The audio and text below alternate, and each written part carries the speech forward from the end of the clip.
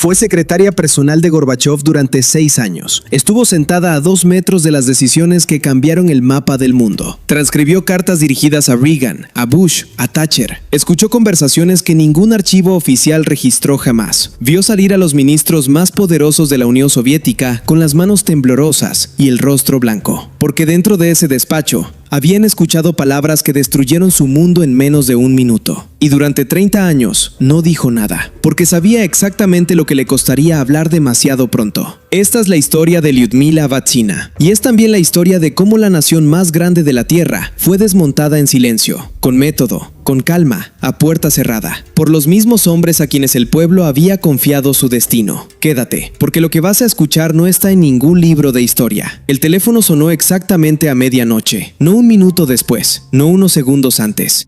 A medianoche exacta, como si quien llamaba hubiera estado sentado con el reloj en la mano, esperando ese instante preciso en que el día viejo muere y el nuevo todavía no tiene forma, el momento en que una persona está más desprotegida. Lyudmila no dormía, nunca dormía esa noche. El 3 de marzo era para la mayoría de la gente un día de invierno tardío sin ninguna importancia. Para ella, era una fecha grabada con hierro en la memoria. 30 años llevaba así, cada año, en el sillón junto a la ventana, en un pequeño apartamento de una ciudad alemana cuyo nombre cuesta pronunciar, con los ojos abiertos y una sola pregunta en la cabeza: ¿cuándo? Y finalmente el teléfono. La voz al otro lado era plana, casi burocrática, acento difícil de localizar, báltico quizás, o finlandés. Dijo 2 palabras y cortó la llamada. Murió. Lyudmila permaneció inmóvil durante un largo momento.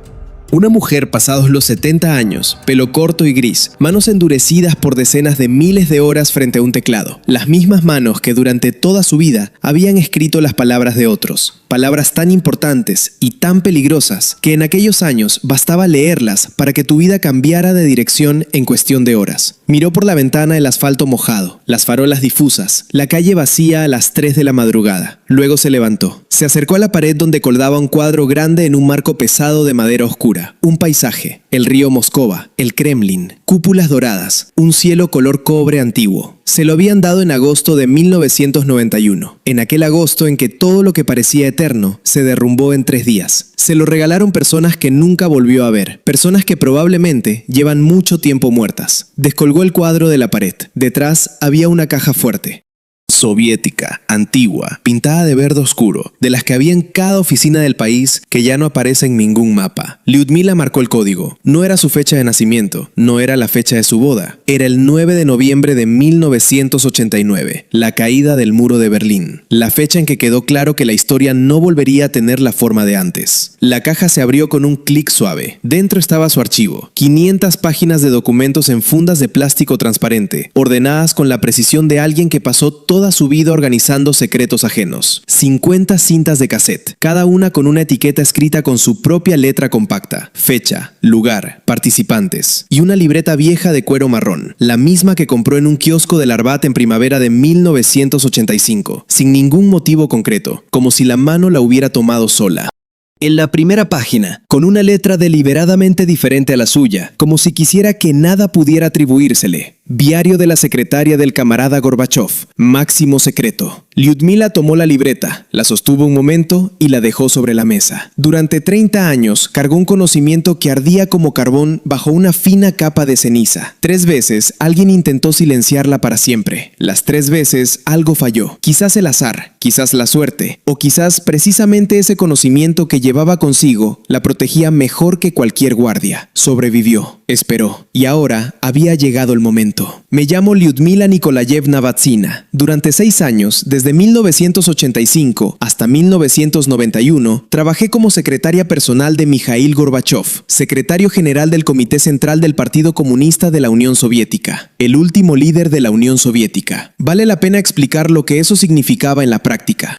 Una secretaria personal en el Kremlin no era un trabajo ordinario. Era una posición en el centro exacto del embudo por donde pasaba todo. Decisiones, documentos, conversaciones, planes. Esa persona transcribía cartas dirigidas a presidentes y reyes, tomaba taquigrafía en reuniones cerradas con hombres cuyas caras hoy aparecen en enciclopedias. Se sentaba en la antesala mientras al otro lado de la puerta se decidía el destino de 190 millones de personas. El sistema elegía para esos puestos a personas que cumplían una condición básica. Tenían que ser completamente invisibles. Tenían que funcionar como muebles bien engrasados, escuchar, registrar, callar y sobre todo, no existir más allá de su función. Cometieron un error. Los muebles no recuerdan. Las personas sí. Durante 6 años estuve en la mesa donde se escribía la historia verdadera, no la de los libros de texto, la real, con anotaciones al margen con letra ajena, con documentos modificados a las 2 de la madrugada, con títulos que empezaban con 3 palabras. Máximo secreto. Conservar indefinidamente. Hoy voy a hablar de la Operación Aurora, un plan diseñado mucho antes de que Gorbachov llegara al poder, que contemplaba algo que en aquellos años no se podía pronunciar en voz alta. De las reuniones en dachas a las afueras de Moscú, a las que llegaban invitados extranjeros sin protocolo, sin escolta y sin registro oficial. Del origen del dinero que apareció en cuentas suizas durante los mismos meses en que las tiendas de las ciudades soviéticas estaban completamente vacías. Y de por qué durante 30 años nadie dijo esto en voz alta. La respuesta es simple, porque él vivía. Ahora ya no vive, y el archivo está abierto. Nació en Saratov en 1951. La ciudad olía al río Volga y al humo de la fábrica de aviación. El país tenía la guerra detrás, pero no de verdad, no por dentro, no en la gente. En cada familia había alguien que aquella máquina no había devuelto. En la familia Batsina también. El padre volvió, pero volvió como otro hombre. Antes de la guerra reía fuerte y caminaba rápido. Después hablaba poco, pesaba cada palabra como un farmacéutico pesa los polvos. Como si 4 años en el frente le hubieran enseñado una sola regla que nunca volvió a romper. Cuanto menos hablas, más tiempo vives. Trabajaba en la fábrica, volvía cansado, se sentaba a la mesa y comía en silencio. Nunca contó lo que había visto, nunca. La madre estaba construida de otra manera. Daba clases de literatura en la escuela. Por las noches leía a Pushkin en voz alta a los hijos y creía con sinceridad que la palabra podía cambiar el mundo. Tenía razón, la palabra cambia el mundo, solo que no sabía en qué dirección. Lyudmila era la mejor de su clase. No por miedo, le gustaba el momento en que algo difícil de repente se volvía comprensible, como cuando alguien en una habitación oscura pulsa el interruptor y todo se ilumina. Los idiomas le llegaban con una facilidad extraordinaria. Inglés desde 3er curso. En 8º leía a Dickens en el original, despacio, con diccionario, pero lo leía. Luego el francés. Luego, por su cuenta, sin ningún curso, sin ningún motivo aparente, el alemán. Simplemente porque cuantos más idiomas, mayor es el mundo. No sabía entonces que el alemán sería algún día el idioma de su exilio forzado. Esas cosas el ser humano solo las entiende mirando hacia atrás. Tras licenciarse en la Universidad Estatal de Saratov, Filología de Idiomas Extranjeros, Inglés y Francés, con matrícula de honor, llegó a Moscú. Ministerio de Asuntos Exteriores. Traductora referente de 3ª categoría. Alquilaba una habitación en casa de una señora mayor en Taganka. Los domingos iba a la Galería Tretiakov. Por las noches leía y repasaba vocabulario alemán.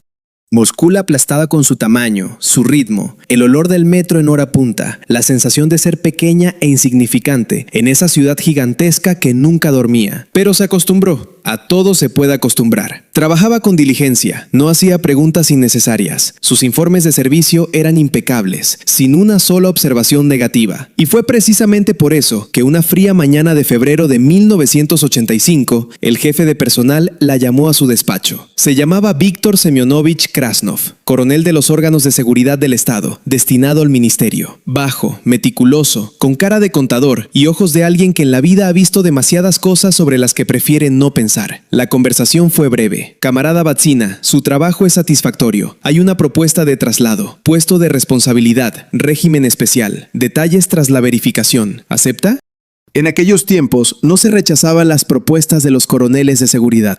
Asintió con la cabeza. Los 3 meses que siguieron a esa breve conversación fueron los más singulares de su vida. Los 7 círculos, así los llama todavía hoy. 7 círculos como los de Dante, solo que en lugar de pecadores, había candidatos a un puesto en el lugar más vigilado del país. Círculo primero, la biografía. Una autobiografía de 50 páginas, año por año, capítulo por capítulo. ¿Dónde vivió? ¿Con quién se relacionó? ¿Qué leyó? ¿En qué pensaba? Luego lo comparaban con los datos recogidos por los agentes. Una discrepancia de un solo día en las fechas significaba un interrogatorio adicional. Círculo Capítulo 2. La familia. Resultó que sabían más sobre su familia que ella misma. Un tío abuelo del que en casa nunca se hablaba, reprimido en el 37, rehabilitado en el 56. Ella no lo sabía. Tuvo que explicar por qué no lo sabía. Eso en sí mismo era ya una prueba.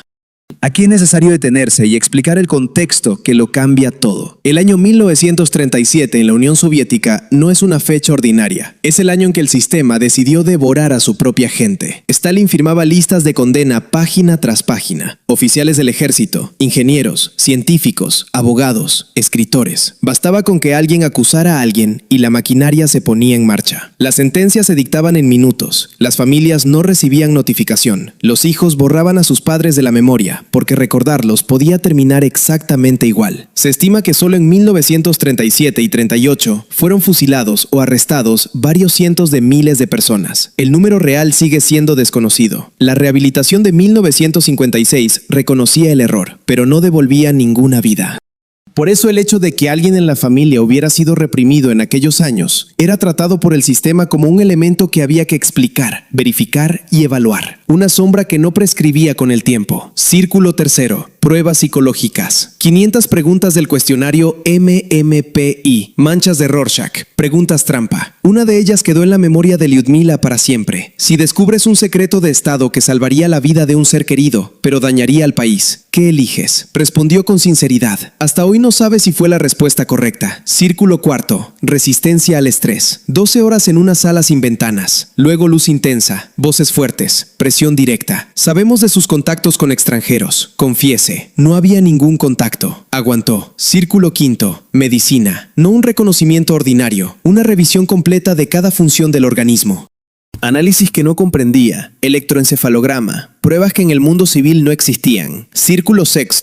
El polígrafo. Sensores en los dedos, las sienes, el pecho. Las preguntas caían como ráfagas. ¿Criticó usted al poder soviético? ¿Pensó en emigrar? ¿Escuchó Radio Europa Libre? Y finalmente el 7º círculo. Una reunión personal con Yuri Vladimirovich Andropov, antiguo jefe de la KGB. El hombre que sabía de cada ciudadano soviético más de lo que ese ciudadano sabía de sí mismo. Una residencia en las colinas Leninsky. Techos altos, cortinas pesadas, olor a tabaco caro y a algo más. Al poder, como intentó describirlo después. El poder también tiene su olor. Al otro lado de la mesa había un hombre de ojos grises y fríos, que servía el té de un viejo samovar con la calma de alguien que tiene toda la eternidad por delante. Señaló la silla. Lyudmila se sentó. Durante un largo momento no se pronunció ninguna palabra, y eso también era una prueba.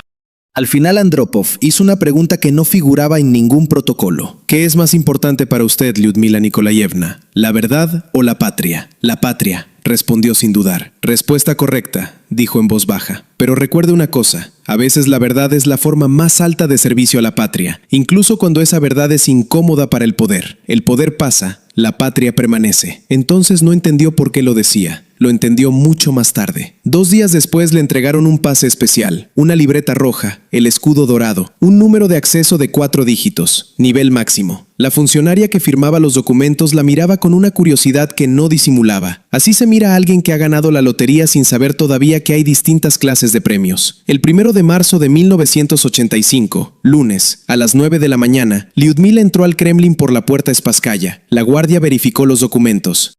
Pasillos largos, retratos de dirigentes, alfombras rojas, olor a madera vieja e importancia estatal. Al fondo, una puerta de roble con una placa de metal. Secretario general del Comité Central del PCUS M.S. Gorbachev. Se detuvo frente a ella y pensó en su madre, que leía a Pushkin bajo la lámpara de noche en Saratov, en la distancia entre aquel apartamento y esta puerta, en lo que diría su padre. Llamó. «Adelante», respondió una voz desde dentro. Gorbachev era más corpulento de lo que aparecía en las fotografías, más corriente. Un funcionario cansado de mediana edad con manos grandes y ojos atentos que miraban al interlocutor como un escáner. Rápido, profesional, sin rastro. Dijo brevemente que su lugar de trabajo era la antesala, que transcribiría la correspondencia secreta, tomaría taquigrafía en reuniones cerradas y que las preguntas vendrían después. Luego añadió una frase cuyo peso entonces no comprendió. «Pronto conocerá a mi esposa». Raisa Maximovna participa a veces en el trabajo, a veces. Ese mismo día, pocas horas después, vio lo que esa palabra significaba en realidad. La puerta del despacho se abrió sin llamar. Entró una mujer. Lyudmila intentó explicarles después a personas que nunca habían visto a Raisa Gorbachova en persona que no era solo elegancia ni belleza, aunque el traje era claramente francés. El peinado impecable y el perfume llenó el despacho antes de que terminara de entrar. Era otra cosa. Era la certeza absoluta de que cada habitación a la que entraba se convertía inmediatamente en su habitación. Cada conversación en su conversación. Cada decisión en su decisión. Pasó la mirada por Lyudmila con rapidez y precisión quirúrgicas. Espero que le hayan informado sobre la confidencialidad. Sí, Raisa Maximovna. Bien, y una cosa más. Me dará instrucciones exactamente igual que Mikhail Sergeyevich. Eso no se discute. No preguntaba, informaba. Así comenzó el servicio de Lyudmila Vatsina en el Kremlin. Raisa Maximovna llegaba a las sesiones del Politburó con documentos en las manos, oficialmente para entregar materiales urgentes. En la práctica, se quedaba. Se sentaba a un lado, no en la mesa principal, pero dentro del alcance de la voz, y participaba en la conversación con la naturalidad de alguien que tiene pleno derecho a estar ahí. Ninguno de los ministros dijo en voz alta que eso no debería ocurrir. Cada uno de ellos sabía que era ella quien decidía quién recibía el siguiente cargo. Esto no es una hipótesis. Lyudmila vio carpetas con clasificación máximo secreto en manos de Raisa. Vio discursos de Gorbachov con sus correcciones, párrafos enteros reescritos con su letra. Vio listas de nombramientos con anotaciones manuscritas en un solo trazo. Sí o no. Ningún documento oficial confirmaba jamás su posición, porque no tenía ninguna posición oficial. Era la esposa. Y la esposa del secretario general de la Unión Soviética, en teoría, no existía dentro de la estructura del poder. En la práctica, era esa estructura. Para entender cómo era posible, hay que saber cómo funcionaba el sistema soviético de poder desde dentro. Desde fuera, parecía una pirámide con un solo hombre en la cima. Desde dentro, era una red de dependencias informales, donde el poder real frecuentemente se encontraba donde nadie lo buscaba. Las decisiones no se tomaban en las sesiones oficiales, sino en conversaciones durante la cena, en una dacha, en una llamada a las 2 de la madrugada, en una anotación al margen de un documento. Quien controlaba esos canales informales, controlaba todo. Raisa lo entendía mejor que la mayoría de los hombres con medallas en el pecho. La primera prueba que Lyudmila recordó con precisión absoluta fue una escena con el mariscal Sokolov. Sergei Leonidovich Sokolov, ministro de Defensa de la Unión Soviética, un hombre ante quien los generales se cuadraban. Entró al despacho con la espalda recta y la cara de alguien que llega a decir cómo van a ser las cosas. Tenía el pecho lleno de condecoraciones y la boca llena de palabras preparadas de antemano. Camarada Gorbachov, el ejército no apoyará su candidatura si sigue hablando de reducción de las Fuerzas Armadas. Gorbachov no respondió. El silencio se extendió. El ejército no va a dictar más la política del partido, dijo Raisa Maximovna, levantándose despacio del sillón. Transmítale eso a sus generales. Los tiempos están cambiando. El mariscal se puso rojo, apretó los puños, miró a Gorbachov. Gorbachov apartó la vista. Puede retirarse, añadió Raisa con calma. El mariscal salió dando un portazo. Gorbachov dijo en voz baja, «Te has pasado». No, Misha, le acabo de romper la columna vertebral al sistema viejo. Si queremos cambiar el país, tenemos que empezar por el ejército. Lyudmila estaba en la antesala transcribiendo. Fingía no escuchar. Escuchó cada palabra.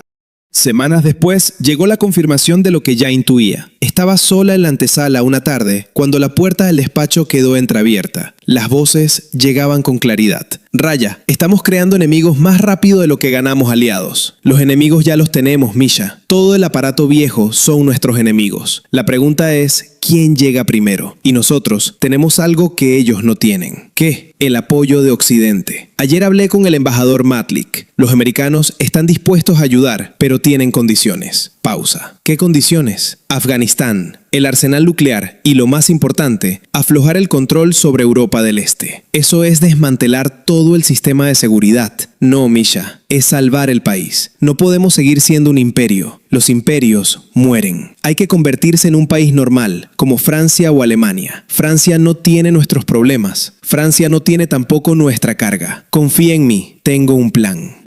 Lyudmila se apartó en silencio de la puerta. El corazón le latía rápido y regular. Un plan. Era la segunda vez esa semana que escuchaba esa palabra, siempre de boca de Raisa, siempre con esa calma de alguien que conoce la respuesta antes de que se formule la pregunta. ¿Desde cuándo la esposa del secretario general tenía contactos directos con el embajador norteamericano? ¿Por qué era ella quien conducía esas negociaciones y no el Ministerio de Asuntos Exteriores? ¿Por qué Gorbachov escuchaba? Volvió a casa a pie por la Moscú nocturna y no encontraba respuestas. Solo preguntas multiplicándose con cada paso, como grietas en un hielo que parece sólido hasta que te acercas. Las respuestas llegaron cuando encontró los documentos con una clasificación que nunca había visto antes. Operación Aurora, máximo secreto, conservar indefinidamente. Para entender la Operación Aurora hay que entender primero quién era David Rockefeller más allá del apellido bancario.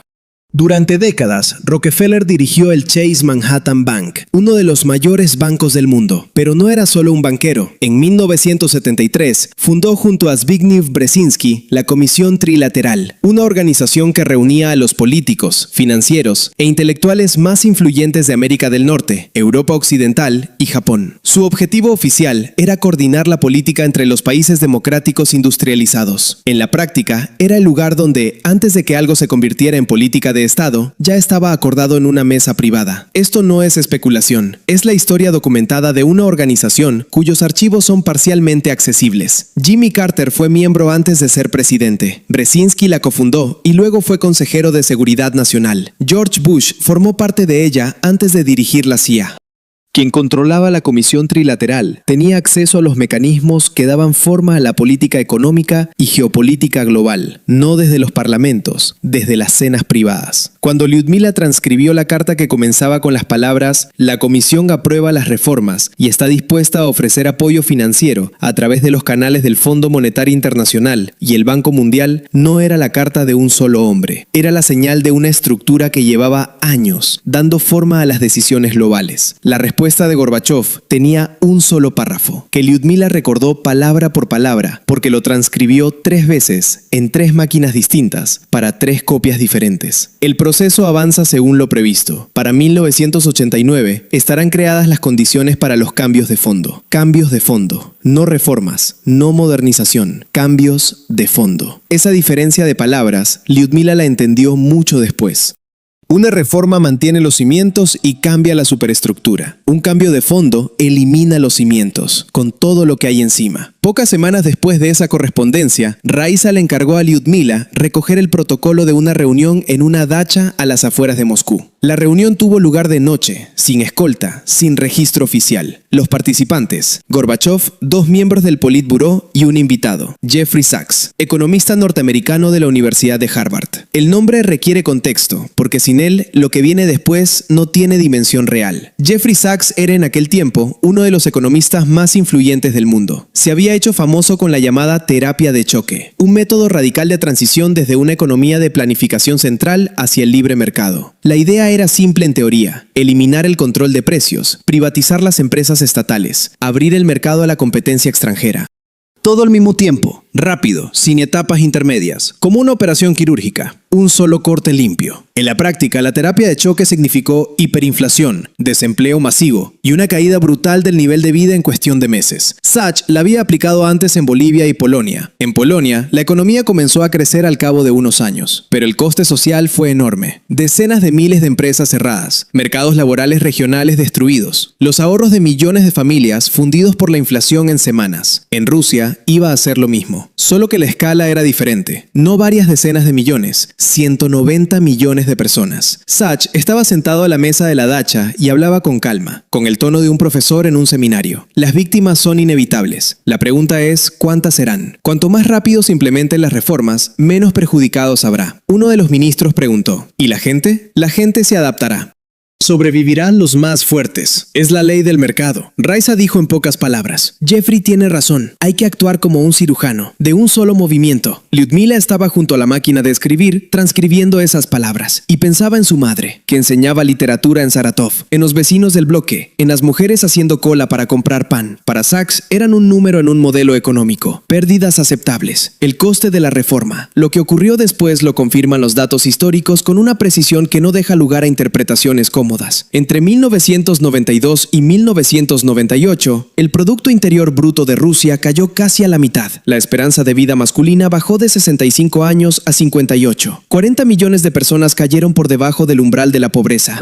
Los ahorros de toda una generación desaparecieron en meses cuando el gobierno liberó los precios y la inflación superó el 2500% en un solo año. Las tiendas estaban vacías antes del colapso, no por incapacidad productiva. Rusia producía suficiente. Los documentos que Lyudmila fotografió noche tras noche en el Kremlin mostraban algo diferente. Instrucciones de redistribución de suministros, retrasos deliberados en la cadena de distribución, informes internos que describían el desabastecimiento como una herramienta para generar presión social a favor de las reformas. El pueblo no pasaba hambre porque el sistema no funcionaba. El pueblo pasaba hambre para convencerse de que el sistema tenía que desaparecer. Esto es lo que los economistas llaman creación de condiciones para el cambio estructural, lo que los ciudadanos de a pie llaman otra cosa. Lyudmila tenía ese material en su archivo, fotografiado página a página, cinta a cinta, con fecha, lugar y nombres de los participantes, y sabía que lo que había visto hasta ese momento era solo la superficie. Lo que vino después en Washington cambiaría todo lo que creía entender. Diciembre de 1988. Gorbachov viajó a Washington en visita oficial. Discurso en la ONU, apretones de manos, fotografías para la prensa. La historia visible para todos. Lyudmila viajó en la delegación oficial como protocolaría, pero la noche antes de la salida, Raisa la llamó aparte y le entregó un sobre sellado. Mañana por la noche habrá una reunión que no existe en ningún protocolo. Estarás en la habitación del lado. Escucharás todo. Lo escribirás todo. Nadie puede saber que estuviste ahí. No había pregunta en esas palabras, solo instrucción. Lyudmila abrió el sobre esa noche en su habitación del hotel soviético. Dentro había una sola hoja, una dirección en las afueras de Washington, una hora, las 10 de la noche.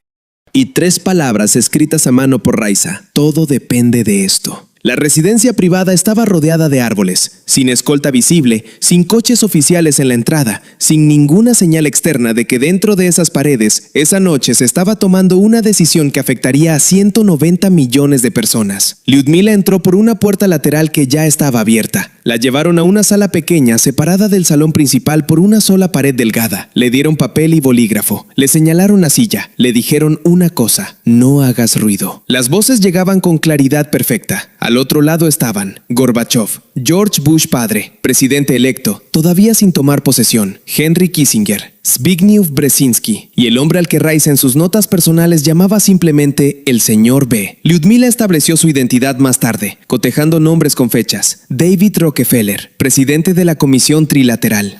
Aquí es necesario detenerse porque este detalle es el más técnicamente anómalo de toda la historia. George Bush no asumió la presidencia de los Estados Unidos hasta el 20 de enero de 1989. En diciembre de 1988 era presidente electo, sin ninguna autoridad legal para conducir política exterior en nombre del gobierno norteamericano. El presidente en funciones era todavía Ronald Reagan. Una reunión privada entre un presidente electo y el líder de una potencia extranjera, sin registro oficial, sin presencia del gobierno en ejercicio y con participación de figuras privadas como Rockefeller, era una anomalía jurídica y política de primer orden. Esto tiene un nombre en el derecho internacional norteamericano. Viola directamente el Logan Act, una ley de 1799 que prohíbe a ciudadanos privados negociar con gobiernos extranjeros asuntos de política exterior sin autorización del gobierno en ejercicio. Nadie fue procesado, nadie fue investigado. La reunión nunca existió oficialmente. Lyudmila la escribió palabra por palabra. La conversación duró casi 3 horas. Kissinger habló poco, pero con precisión quirúrgica. Brzezinski tomaba notas. Rockefeller dirigía sin levantar la voz, con el tono de alguien que no necesita imponer su autoridad porque nadie en la sala la cuestiona. El primer punto fue el arsenal nuclear soviético. Rockefeller explicó con calma que los acuerdos de reducción de armamento debían acelerarse, no por razones de seguridad global, aunque eso era lo que se diría públicamente, sino porque un Estado con capacidad nuclear completa conservaba una autonomía estratégica que hacía imposible la integración plena en el nuevo orden económico que se estaba diseñando. El segundo punto fue Europa del Este. Brzezinski tomó la palabra. Las elecciones en Polonia, Hungría y Checoslovaquia debían producirse antes del final de 1989. No como resultado de presión externa, sino como proceso interno orgánico. Eso requería que Moscú retirara su paraguas político sobre esos países, de forma gradual pero definitiva. El muro de Berlín, dijo Brzezinski, con una frase que Lyudmila subrayó 3 veces en sus notas, caerá solo si nadie lo sostiene desde el este. El tercer punto fue el ejército soviético. Había que desmoralizarlo y fragmentarlo antes de que los cambios se hicieran visibles. No mediante conflicto abierto, mediante recortes presupuestarios sostenidos, reducción del estatus social del oficial militar y una narrativa pública que presentara al ejército como el obstáculo principal para la modernización del país. Un ejército que pierde su prestigio social, pierde también su capacidad de resistencia política. El cuarto punto fueron las repúblicas soviéticas. Ucrania, Bielorrusia y Kazajistán debían renunciar voluntariamente a su estatus nuclear antes de la independencia formal. Voluntariamente era la palabra que se usó. Lyudmila la rodeó con un círculo en su libreta, porque en ese contexto era la palabra más cargada de toda la noche. Luego tomó la palabra Rockefeller. Mijail, está usted tomando la decisión correcta. Rusia tiene por delante un papel digno: petróleo, gas, madera, metales. Eso es suficiente para una existencia estable. Gorbachov respondió en voz baja: apéndice de materias primas, socio del mundo civilizado. Corrigió Rockefeller sin cambiar el tono. Gorbachov no respondió. Lyudmila, al otro lado de la pared, dejó de escribir durante 3 segundos. Luego continuó: socio del mundo civilizado. Esa frase tenía una historia propia que vale la pena entender. Desde los años 70, los economistas del llamado Consenso de Washington, término acuñado por el economista John Williamson en 1989 para describir las políticas del Fondo Monetario Internacional y el Banco Mundial, habían diseñado un modelo estándar de integración económica para los países en transición. El modelo incluía privatización masiva de activos estatales, apertura total del mercado de capitales, reducción del gasto público y eliminación de subsidios. Los países que lo aplicaban recibían créditos internacionales y acceso a los mercados occidentales. Los que no lo aplicaban quedaban fuera del sistema financiero global. En la práctica esto significaba que los recursos naturales de un país, su petróleo, su gas, sus minerales, pasaban a cotizarse en mercados internacionales controlados por las mismas instituciones financieras que dictaban las condiciones del préstamo. El país seguía siendo propietario nominal de sus recursos, pero el precio, el flujo y la dirección de esos recursos los determinaban otros. Eso es lo que Rockefeller llamó existencia estable, y Gorbachov lo resumió en 2 palabras antes de que le corrigieran el vocabulario. La reunión terminó pasada la medianoche. Los hombres se dieron la mano en silencio. Gorbachov fue el último en salir. Antes de cruzar la puerta se detuvo un momento, con la mano en el marco, de espaldas a todos. Nadie dijo nada. Luego salió. Lyudmila esperó 20 minutos en silencio antes de moverse. Luego recogió sus hojas, las dobló, las guardó bajo la ropa y salió por la misma puerta lateral por donde había entrado. Caminó de vuelta al hotel a pie por el Washington nocturno. Era la primera vez que veía la ciudad. Las avenidas anchas, las aceras limpias, los escaparates llenos a medianoche. Todo lo contrario de Moscú, donde a esa hora las tiendas llevaban horas cerradas y las calles olían a nieve y gasoil. Caminó despacio y por primera vez en años permitió que los ojos se le llenaran de lágrimas. Caminó y lloró en silencio, para que nadie lo viera. Lloró porque por fin tenía palabras para el frío que llevaba meses sintiendo. El país fue vendido, en silencio, con método, a puerta cerrada. Lo vendieron quienes habían jurado defenderlo. Pero lo que Lyudmila todavía no sabía era que la parte más oscura de la operación no era la venta, era lo que vendría después. Raiza tenía un segundo plan que en los documentos del Kremlin aparecía bajo el nombre Operación Sucesor. El contenido era simple y al mismo tiempo de una magnitud que cuesta procesar. Boris Yeltsin había sido apartado oficialmente del poder en 1987 por criticar a Gorbachov. Apartado públicamente, con humillación incluida, en lo que pareció una caída política definitiva. Lyudmila transcribió la nota de Raiza que describía ese proceso con una precisión que no dejaba lugar a la duda. A Boris hay que construirle la imagen del perseguido honesto. Cuando llegue el momento, cumplirá su papel. El papel estaba escrito con claridad: tomar el control de Rusia tras la disolución de la URSS y completar lo que se había comenzado. Lo que siguió es historia registrada, aunque raramente presentada con esta perspectiva.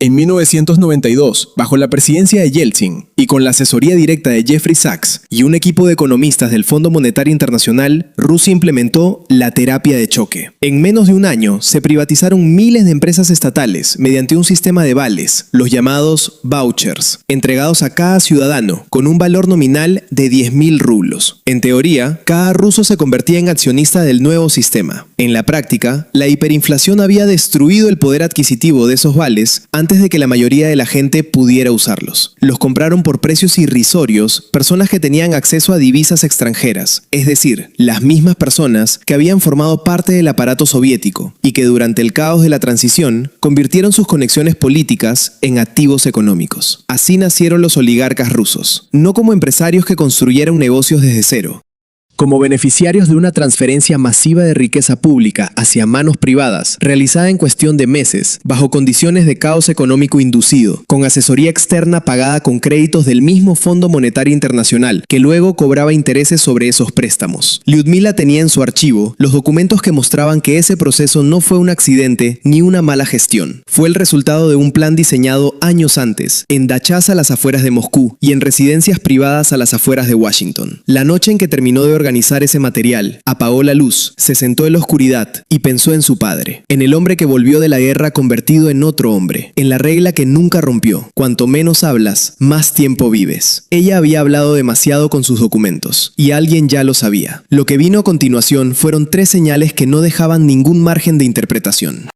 El primer aviso llegó en enero de 1991, un paso subterráneo en la estación Borovitskaya. Alguien empujó por el codo en el momento exacto en que el tren entraba en el andén, con toda la fuerza y con una precisión que no era accidental. Su mano encontró la barra de metal sin saber cómo. Cuando se giró, no había nadie. El hombre se había disuelto en el gentío como el azúcar en agua caliente. El segundo aviso llegó en marzo. Los frenos del coche dejaron de responder en el Sadovoe Koltso. El vehículo se fue de lado hacia el bordillo, no hacia el camión que venía de frente, solo porque ese camión giró a la derecha en el último segundo. El mecánico del garaje dijo después, sin mirarla a los ojos: los conductos de freno no se rompen solos. El tercer aviso llegó en junio. Té en la cantina del Kremlin. Un sabor metálico y amargo en el primer sorbo. Lo escupió. Se fue antes alegando malestar. Esa noche, 40 grados de fiebre y vómitos.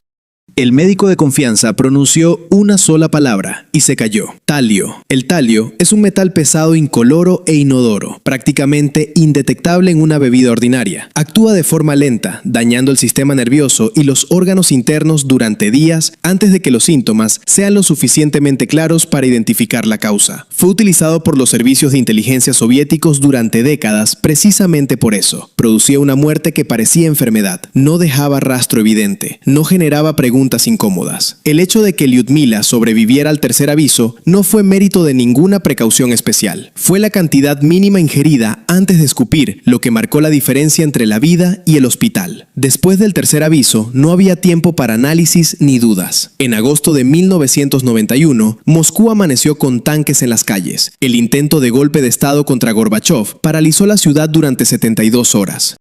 Mientras el mundo miraba al edificio del Parlamento ruso y a Yeltsin subido en un tanque, Lyudmila hizo una sola cosa: empacar. 3 horas, una maleta y una bolsa de la compra, los negativos fotográficos, una selección de los documentos más críticos, la libreta de cuero marrón, solo lo que cabía en ese espacio, solo lo que podía cargar sola, solo lo que nadie podría identificar como archivo de inteligencia si alguien abría el equipaje. El billete de tren lo había comprado 3 semanas antes, pagando en efectivo, en una taquilla distinta a la que usaba habitualmente. Los documentos de viaje estaban a nombre de otra persona, un nombre que había construido durante meses, con la misma meticulosidad con que durante años había organizado los secretos de otros. El tren salió hacia Brest. En la frontera el guardia revisó el pasaporte, miró la fotografía, la miró a ella, devolvió el documento. Buen viaje. Ella asintió y se volvió hacia la ventana. Detrás del cristal se alejaba la tierra que había amado, con la misma sinceridad con que de niña recitaba Mayakovsky en los actos escolares. Abedules, campos, cielo gris. La patria que ella no había traicionado. La patria que habían traicionado quienes juraron defenderla. Alemania la recibió sin preguntas innecesarias. Una ciudad pequeña en el sur, muros gruesos, lejos de las comunidades rusas. Limpiador en un hospital. Luego, archivista en una pequeña compañía de seguros. Los idiomas ayudaron. Por fuera, se convirtió en otra persona. Por dentro, teléfono seguía siendo Lyudmila Batsina, la secretaria que había visto lo que no debía ver. El último negativo fotográfico cruzó la frontera en el doble fondo de un termo soviético con la inscripción Made in USSR. La caja fuerte la compró por 15 marcos a un anciano en el rastro de Múnich que vendía recuerdos soviéticos. El cuadro con el paisaje del río Moscova lo recibió en agosto del 91, de manos de personas que nunca volvió a ver. Se dijo a sí misma, esperaré hasta que sea seguro. Luego comprendió que seguro nunca iba a ser. Entonces se dijo, esperaré hasta que se vayan los últimos que me conocen y tienen motivo para tenerme miedo. Gorbachov fue el último. En otoño de 2020, mientras Gorbachov se encontraba en tratamiento médico en Bad Homburg, Lyudmila trabajó durante 3 semanas en esa clínica bajo un nombre falso, como cuidadora. Pasó todas las verificaciones, cambiaba vendajes, traía medicamentos, sonreía a las enfermeras. Esperaba el momento en que él estuviera solo. Una tarde de octubre, la puerta se cerró y quedaron solo ellos dos. Se quitó la peluca, se sacó las gafas. Buenos días, Mikhail Sergeyevich. Hubo un silencio largo. Luego dijo en voz baja, casi un susurro, Lyudmila Batsina. Es imposible. Es posible. Vine a hacerle una sola pregunta. ¿Cuál? ¿Se arrepiente usted? El silencio que siguió fue diferente al anterior. Fuera sonaba el parque otoñal. En algún lugar lejano reían unos niños. Una tarde ordinaria en una ciudad tranquila, donde no había revoluciones ni documentos clasificados. ¿De qué arrepentirme?, dijo al fin. ¿De haberle dado libertad a la gente? ¿De haber destruido la prisión de los pueblos? ¿De haber salvado al mundo de una guerra nuclear? ¿De haber destruido un país que podría haber sido grande? ¿De haber condenado a millones a la miseria? Dificultades de transición. La historia me dará la razón. La historia lo maldecirá cuando conozca la verdad. La miró durante un momento largo, sin rabia, con el cansancio de alguien que ya no tiene nada que demostrar. Publique, grite al mundo entero, nada cambiará. A la gente le resulta más cómodo vivir en los mitos. En Occidente moriré como un héroe. En Rusia me maldicen, pero eso también pasará. Y usted es solo una mujer con una maleta de papeles viejos. Lyudmila se levantó, se puso la peluca, tomó el bolso. Adiós, Mikhail Sergeyevich. Adiós, Lyudmila Nikolayevna. Y cuando ya tenía la mano en la puerta, y gracias. ¿Por qué? Por haber conservado la memoria. Sin memoria, no hay pueblo. Salió sin girarse y entendió de forma definitiva lo que había sospechado durante 30 años. Ese hombre moriría sin remordimiento. Se llevaría a la tumba no la verdad que estaba en su caja fuerte, sino su justificación. Su versión de la historia, cómoda para él y para quienes se habían beneficiado. Gorbachov murió el 29 de agosto de 2022. Lyudmila lo supo por la televisión. Estaba en el sillón junto a la ventana, mirando la pantalla donde un presentador alemán pronunciaba su apellido con el acento equivocado, como si incluso en la muerte siguiera siendo extraño para ellos, a pesar de todos los premios y toda la gratitud. En la pantalla aparecían fotografías de archivo. Reykjavik, Malta, el apretón de manos con Reagan. La sonrisa amplia, la marca en la frente, la mirada segura de alguien que sabe que la historia lo recordará. Lo recordará, es verdad. Solo que cómo lo recordará todavía no está decidido. Apagó el televisor, se sentó a la mesa, empezó a escribir las últimas páginas. Escribió durante meses, a veces de noche, a veces al amanecer, cuando la ciudad alemana todavía dormía, y en el silencio solo se escuchaba el tic-tac del reloj viejo y el susurro del papel bajo la mano. Escribió a mano, no en ordenador, no en máquina de escribir, con la mano que durante toda su vida había escrito las palabras de otros y que ahora por fin escribía las suyas. El 5 de marzo de 2024, el corazón funcionaba de forma irregular, como un reloj al que se le acaba la cuerda. Lyudmila no llamó a la ambulancia, abrió el cliente de correo electrónico, cargó el archivo, 50 adjuntos, 50 direcciones, de Berlín a Tokio, de Londres a Varsovia.